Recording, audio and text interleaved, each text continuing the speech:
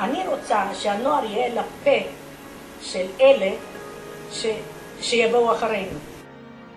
ואתם צריכים להמשיך ולספר על סיפורי הגבורה. אני החלטתי להקדיש את סוף חיי פשוט להעביר את המסר הזה, שלא יקרה שנית, כי זה יכול לקרות.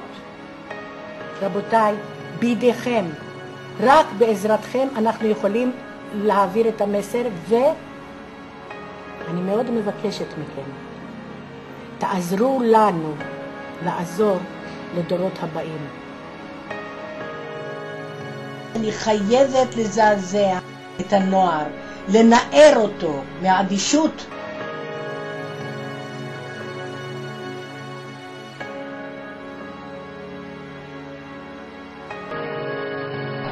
אני רוצה להקים בית משפט לנושא השואה,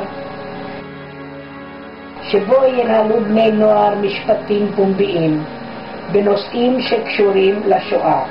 הם יהיו הסנגורים והם יהיו הקטגורים, והם יצטרכו לחקור ולבדוק ולפשפש. במקביל הם יעברו חוויות רגשיות שיטלטלו אותם ויתנו להם להבין ולגרום לכך שזה לא יקרה שנית.